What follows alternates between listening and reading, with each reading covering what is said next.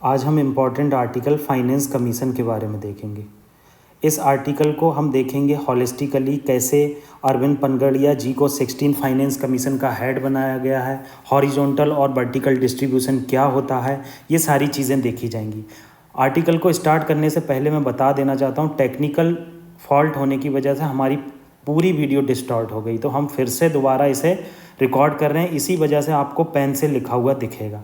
Please हमारी video को like ज़रूर कर दें, क्योंकि हमारे पास रिसोर्सेज का अभाव है और जैसे जैसे हमारे पास रिसोर्सेज बढ़ जाएंगे हम वीडियोस की क्वालिटी बढ़ाते चले जाएंगे। ठीक है, तो हम आर्टिकल डिस्कस करते हैं। देखो, फाइनेंस कमीशन के बारे में ये आर्टिकल है। जैसा कि हम पहले भी जान चुके हैं, बहुत बार हमने डिस्कस किया है कि 16th फाइनेंस कमीशन के हेड जो बनाए गए हैं वो अरविंद पनगड़िया जी को बनाया गया है। 16th फाइनेंस कमीशन कब तक रिकमेंडेशन दे सकता है? 2025 तक 15th फाइनेंस कमीशन की रिकमेंडेशन लागू होंगी।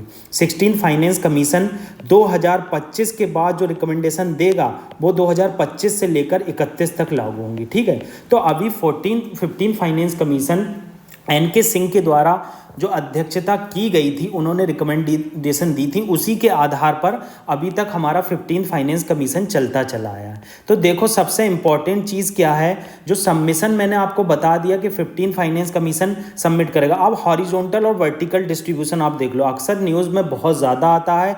वर्टिकल डिस्ट्रीब्यूशन क्या होता है? सेंट्रल गवर्नमेंट अपर एंड पर रहती है और स्टेट गवर्नमेंट हॉरिजॉन्टली डिस्ट्रीब्यूट होती हैं, बहुत सारी, मतलब 28 स्टेट।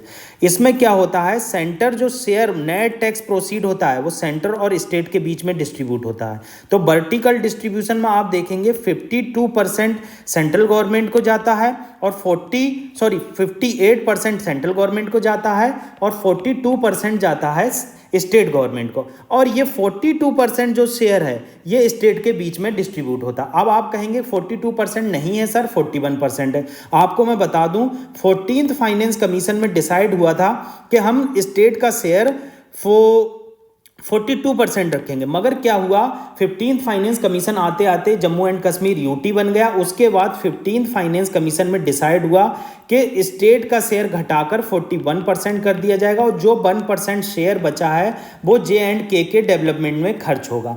अब मैंने आपको बता दिया कि वर्टिकल डिस्ट्रीब्यूशन क्या होता है और हॉरिजॉन्टल डिस्ट्रीब्यूशन क्या होता है। हॉरिजॉन्टल डिस्ट्रीब्यूशन में जो 42% नेट टैक्स प्रोसीड आया, जो नेट टैक्स प्रोसीड का, देखो नेट टैक्स प्रोसीड भी आप जान लो, नेट टैक्स प्रोसीड में ये नेट वर्ड आया है तो इसका मतलब कुछ ना कुछ माइनस होगा।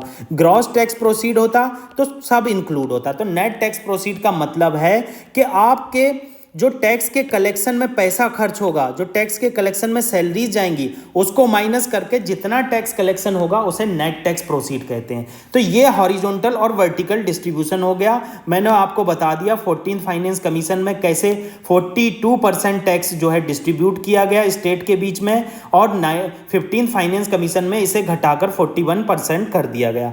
अब हमारा इंडियन कॉन्स्टिट्यूशन क्या कहता है? इंडियन कॉन्स्टिट्यूशन कहता है finance commission is the balancing wheel of fiscal federalism of India. मतलब हमारा फाइनेंस कमीशन जो है वो फिस्कल फेडरलिज्म के लिए बैलेंसिंग व्हील है। फिस्कल फेडरलिज्म क्या होता है? जो सेंटर के द्वारा स्टेट को शेयर दिया जाता है, इसी को हम फिस्कल फेडरलिज्म कहते हैं। फिस्कल फेडरलिज्म के अंदर सबसे इंपॉर्टेंट चीज होती है फिस्कल प्रूडेंस। फिस्कल प्रूडेंस क्या होता है कि मैक्सिमम जो शेयर है टैक्स का उसे हम कैपिटल फॉर्मेशन में खर्च करें, उसको हम एज अ इंसेंटिव खर्च ना कर दें, पॉपुलिज्म के ऊपर खर्च ना कर दें। एक्चुअली आर्टिकल जो है वो पूरा पॉपुलिज्म के ऊपर है, बिजनेस स्टैंडर्ड से ये आर्टिकल लिया गया है।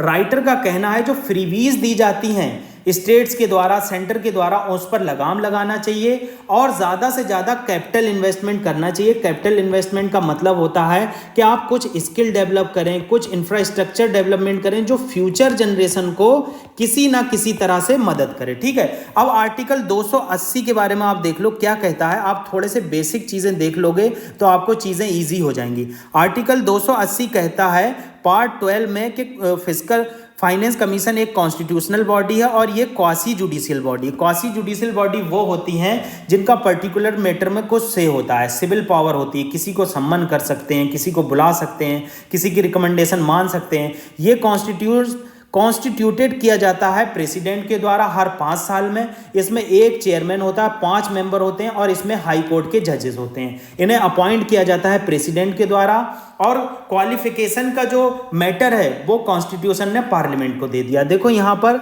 सेंट्रल गवर्नमेंट वर्ड यूज नहीं हुआ है, कॉन्स्टिट्यूशन ने ये वर्ड यूज नहीं किया है जो पावर जो है वो सेंट्रल गवर्नमेंट को दी गई है मेंबर की क्वालिफिकेशन से, नहीं, यहां पर पार्लियामेंट है। पार्लियामेंट क्या करती है, एक एक्ट लाती है सिंपल मेजॉरिटी से, उसको इंप्लीमेंट किया जाता है, तब मेंबर डिसाइड किए जाते हैं कि कितने मेंबर होंगे और उनकी क्वालिफिकेशन क्या होगी।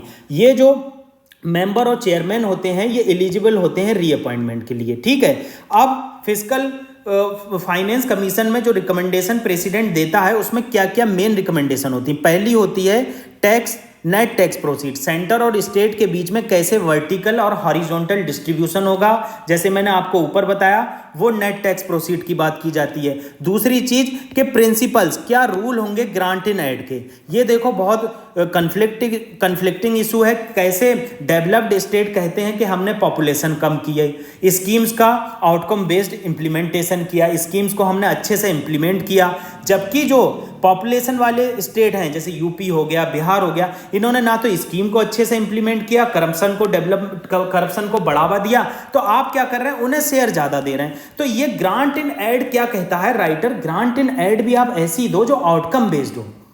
आउटकम बेस्ड का क्या मतलब है कि ग्रांट इन एड ऐसी दो जो स्कीम्स का आउटकम दिखाए, हाँ कम से कम इन स्टेट ने स्कीम्स को इंप्लीमेंट तो किया है, इससे कुछ इंसेंटिव तो मिला है।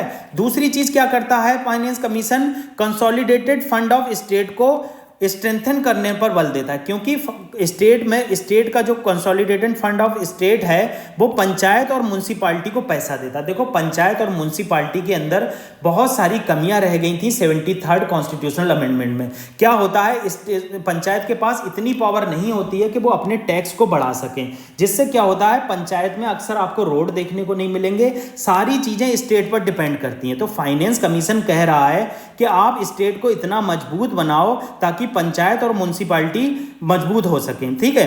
फाइनेंशियल मैटर और अदर मैटर जो है फाइनेंस कमीशन रिकमेंडेशन देता है जो प्रेसिडेंट के द्वारा शेयर किए जाते हैं। तो इसमें जो रिकमेंडेशन दी जाती हैं फाइनेंस कमीशन की ओनली एडवाइजरी होती हैं, बाइंडिंग नहीं होती हैं। प्रीलिम्स में ऐसे क्वेश्चन बनते हैं कि क्या फाइनेंस कमीशन ने जो रिकमेंडेशन दी हैं क्या एडवाइजरी होती हैं या बाइंडिंग होती हैं, तो आप कहोगे एडवाइजरी होती हैं। फर्स्ट फाइनेंस कमीशन कब तक के लिए बनाया गया था, 1952 से लेकर 1957 के लिए बनाया गया था और इसके चेयरमैन थे केसी नियोगी, ठीक है।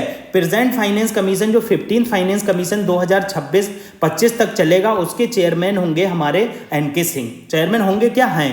और जो आने वाला फाइनेंस कमीशन है जो 2026 से लेकर 31 तक लागू होगा, उसके हमारे चेयरमैन हैं अरविंद पनगड़िया साहब। अब स्टेट फाइनेंस कमीशन क्या है, स्टेट फाइनेंस कमीशन गवर्नर के द्वारा हर 5 साल में कॉन्स्टिट्यूट किया जाता है और ये आर्टिकल 243 के अंदर आता है, ठीक है। आर्टिकल 243 के अंदर गवर्नर क्या है, स्टेट फाइनेंस कमीशन स्टेबलाइज करते हैं। अब ये देखो यहां पर मैंने लिखा था कि सेंट्रल और स्टेट दोनों क्या करते हैं, पॉपुलिज्म स्कीम पर खर्च करते हैं। देखो पॉपुलिस्ट स्कीम फ्री भी क्या होती है, आपने कंप्यूटर बांट दिए, साइकिल बांट दी, ये किसी वेलफेयर स्टेट के लिए क्या हो गया, एक वेलफेयरिज्म हो गया। मगर कैपिटलिस्ट सिस्टम के लिए ये क्या हो गया, एक फ्री भी हो गया कि आप कंप्यूटर बांट रहे हो विलेज लेवल पर मगर उसका कोई भी बेनिफिट देखने को नहीं मिल रहा है। आप इस तरह से कंप्यूटर ना बांटो जिससे कोई बेनिफिट ना हो, आप पहले बेसिक एजुकेशन पे बल दो, हेल्थ पे बल दो, स्किल डेवलपमेंट पे बल दो, देन आप कंप्यूटर का डिस्ट्रीब्यूशन करो बेस्ड ऑन सब्सिडीज। मतलब कितनी आपका सब्सिडी बर्डन है, आप इतना खर्चा कर सकते हो या नहीं कर सकते हो, ये सब चीजें यहां बताई गई। देखो मैंने आपको पहले बता दिया कि ये बिजनेस स्टैंडर्ड का आर्टिकल है जो मेनली ऑथर पॉपुलिज्म पर बात करता है और बताया, और ये बात करता है जो आरबीआई ने एक रिपोर्ट पब्लिश की है जिसका नाम है state finances A study of budget, ठीक है। इसमें कुछ उसने इशू को रेड फ्लैग किया है, मतलब जैसे पॉपुलिज्म हो गया, बेफालतू का खर्चा हो गया, स्टेट का डेट हो गया, ये सब चीज़ें बताई गई हैं। ये हमने डिस्कस कर लिया कि आर्टिकल 280 के अंदर फाइनेंस कमीशन कॉन्स्टिट्यूट किया जाता है, ये एक कॉन्स्टिट्यूशनल बॉडी है, प्रेसिडेंट इसे अपॉइंट करता है। आर्टिकल 280 क्लॉज 3 क्या कहता है, डिवोल्यूशन और ग्रांट इन एड के अलावा कॉन्स्टिट्यूशन रिकमेंड करता है कि आपको साउंड फाइनेंस करना चाहिए। साउंड फाइनेंस का क्या मतलब है, आपको लॉजिकल खर्चा करना चाहिए, सब्सिडी पर ज़्यादा बल नहीं देना चाहिए, हेल्थ पे बल देना चाहिए, हेल्थ के अचीवमेंट पे बल देना चाहिए, एजुकेशन पे बल देना चाहिए, स्किल डेवलपमेंट पे बल देना चाहिए। और हमारे माइग्रेशन पॉलिसी कैसी हो कि जो फॉरेन से रिमिटेंस ज़्यादा से ज़्यादा आ सके, जिससे हमारा फॉरेन एक्सचेंज रिजर्व बढ़े और इकोनॉमिक डेवलपमेंट आए। वेस्टेज नहीं करना चाहिए और एजुकेशन पर बहुत बल देना चाहिए। ग्रांट इन एड की बात इन्होंने बताई है। ग्रांट इन एड में क्या है, मैंने आपको पहले ही बता दिया कि डेवलप्ड स्टेट जो अपने पॉपुलेशन को कम कर रहे हैं, आउटकम बेस्ड स्कीम को इंप्लीमेंट कर रहे हैं, तो उनका कहना है कि भाई आप उन स्टेट को ग्रांट दे रहे हो जिनको नहीं देना चाहिए। ठीक है, incentive finance commission respond on incentive पे भी रिस्पॉन्स करता है। वो कहता है कि इंसेंटिव इस तरह देना चाहिए जो आउटकम बेस्ड हो। वही बात कही गई है जो ऊपर बात कही गई है। ठीक है, अब चैलेंजेस क्या फेस करता है 16 फाइनेंस कमीशन। सबसे इंपॉर्टेंट चैलेंज फेस किया जाता है राइजिंग डेट। आपको पता है कि हर स्टेट, हर central government board making power पर ज़्यादा वर्क करती है, मतलब ऐसे इंसेंटिव देती है जिससे ज़्यादा से ज़्यादा बोर्ड मिले। उसका इस पर गौर नहीं होता है कि कैसे स्टेट का डेट घटेगा, कैसे स्टेट में इंडस्ट्री डेवलप होगी, कैसे स्टेट में एजुकेशन डेवलपमेंट होगी।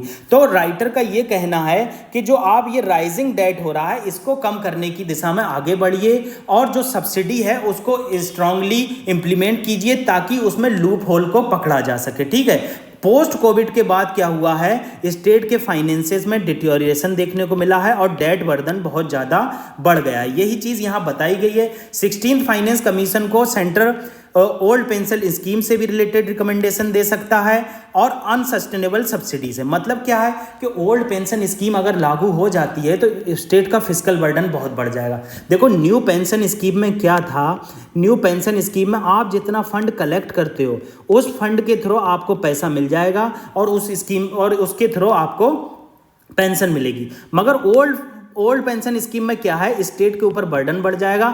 जब तक आपकी डेथ नहीं हो जाती स्टेट गवर्नमेंट पैसा देगी, आपके स्पाउस को पैसा देगी। इससे क्या होगा, स्टेट पर बर्डन बढ़ जाएगा और ग्रॉस जीडीपी का ऑलरेडी स्टेट पर बहुत बर्डन है, उसको कम किया जाना चाहिए। फ्री बी पर भी रिकमेंडेशन मांग सकता है 16 फाइनेंस कमीशन की। ठीक है, फ्री बी तो आपको पता ही है, साउथर्न स्टेट में आपने देखा है, तमिलनाडु में अक्सर आपने देखा है लोग साइकिल फ्री देते हैं, यूपी में आपने देखा कंप्यूटर फ्री दिए जाते हैं, बहुत सारा ग्रेन फ्री में दिया जाता है। इससे क्या होता है, स्ट्रेन आता है हमारे फाइनेंसेस पे और जो फ्यूचर की जो जनरेशन है उस पर टैक्स बर्डन आता है। अब मान लो कोई स्टेट बहुत ज़्यादा पैसा खर्च कर रहा है, अब ये स्टेट है, इसने बहुत ज़्यादा पैसा खर्च कर दिया फ्री बीज पर, भाई तुम ये मुफ्त में लो, ये फ्री में लो, ये चीज़ फ्री में लो। अब इससे क्या होता है, जो फिस्कल बर्डन है वो स्टेट का बहुत ज़्यादा बढ़ जाता है। अब फिस्कल बर्डन क्या है, अब फ्यूचर में बहुत ज़्यादा इस पर डेट हो गया। अब इस डेट को कम करने के लिए जो फ्यूचर की जनरेशन है उस पर टैक्स ज़्यादा लगेगा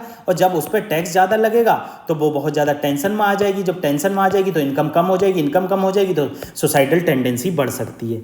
अब क्राइटेरिया ऑन ट्रांसफ़र क्या कह रहे हैं कि फाइनेंस कमीशन को इक्विटी पे ध्यान देना चाहिए कि स्टेट गवर्नमेंट कितना इंडस्ट्रियलाइज डेवलपमेंट कर रही है, कितना इनकम डेवलपमेंट कर रही है, कितना स्किल डेवलपमेंट कर रही है। इक्वलाइजेशन पर बल देना चाहिए, जो गरीब स्टेट हैं वो वास्तव में गरीब हैं, इफिशियंसी पे बल देना चाहिए कि साउथर्न स्टेट ने कैसे पॉपुलेशन कम की है, इस चीज़ पर बल देना चाहिए। और 15th फाइनेंस कमीशन ने इस चीज़ पर बल देते हुए 2.5 वेटेज रखा था, जिन्होंने टैक्स टू जीडीपी रेशियो ज़्यादा अच्छे से कलेक्ट किया था। आप देखेंगे, अगर 15th फाइनेंस कमीशन की एक रिपोर्ट में शेयर कर दूंगा, छोटा सा फोटो है कि 15th फाइनेंस कमीशन ने क्या क्या क्राइटेरिया लिए। उसमें एक नया क्राइटेरिया था डेमोग्राफिक परफॉर्मेंस। ठीक है, ये इंपॉर्टेंट था, डेमोग्राफिक परफॉर्मेंस। इसका मतलब है कि आपने कैसे पॉपुलेशन कम की है, इस पर बल दिया गया। टैक्स टू जीडीपी रेशियो, मतलब आपने टैक्स कितना कलेक्ट किया, ये सब चीज़ों पे बल दिया गया। ठीक है, अब फाइनेंस कमीशन का क्या रोल हो सकता है, फाइनेंस कमीशन क्या कर सकता है, जो आप पॉपुलेशन पर पैसा खर्च करते हैं इस पर बता सकता है कि आपको पॉपुलेशन पर पैसा खर्च नहीं करना चाहिए, पॉपुलेशन पर, और स्कीम्स ऐसी होना चाहिए जो आउटकम बेस्ड होना चाहिए। फाइनेंस कमीशन कह रहा है कि ऑलरेडी एक्सपेंसेस और डेट बहुत है, हर स्टेट के ऊपर उसकी जीडीपी का 0.87% डेट है। कुछ स्टेट तो ऐसे हैं जिन पर 2.3% तक डेट है, मतलब इतना पैसा ये सब्सिडी में खर्च कर देते हैं। और सब्सिडी में जो पैसा खर्च होता है वो इकोनॉमिस्ट, मॉडर्न इकोनॉमिस्ट के द्वारा माना जाता है वो एक तरह का डेट ही होता है। ठीक है, अब क्या बताया गया है कि backward state need more fund to improve delivery services, मतलब कह रहे हैं कि आप जो है बैकवर्ड स्टेट को ज़्यादा पैसा देना चाहिए। देखो दोनों आर्ग्यूमेंट दिए गए हैं, कभी तो राइटर कह रहा है बैकवर्ड स्टेट को ज़्यादा देना चाहिए, मगर ये बैकवर्ड स्टेट ऐसे होना चाहिए जो आउटकम बेस्ड स्कीम को इंप्लीमेंट करें। कभी राइटर कह रहा है कि उन स्टेट को ज़्यादा देना चाहिए जो पैसा खर्च अच्छे से करते हैं। ठीक है, अब इम्पैक्ट, अब 7th शेड्यूल पर क्या इम्पैक्ट आएगा, देखो अब क्या है, जब फाइनेंस कमीशन फेडरलिज्म में इंटरफेयर करेगा तो स्टेट गवर्नमेंट कहता है कि भाई हमारी पॉपुलेशन ने हमें वोट दिया है खर्चा करने के लिए, हमारे फाइनेंस है, आप इंटरफेयर क्यों कर रहे हैं। तो 7th शेड्यूल के जो फेडरलिज्म स्ट्रक्चर है उस पर फर्क पड़ेगा।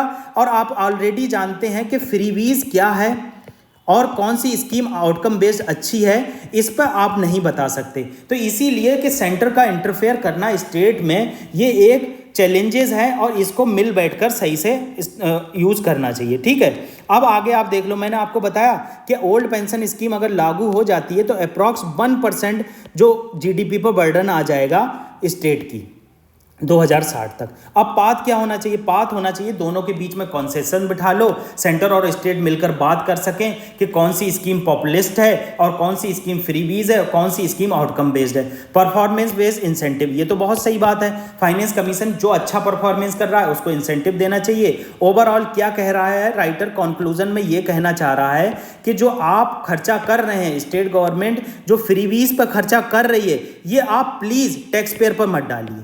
आप जो इंडिविजुअल पर्सन इनकम कमा रहा है उस पर मत डालिए, आप इसका खुद बर्डन लीजिए और क्वालिटी एक्सपेंडिचर करिए, फिजिकल सस्टेनेबिलिटी लाइए। ठीक है, एक आखिर में क्वेश्चन कर लेते हैं प्रीलिम से रिलेटेड। ये क्वेश्चन अभी मैंने डिस्कस किया था क्योंकि वीडियो डिस्टॉर्ट हो गई।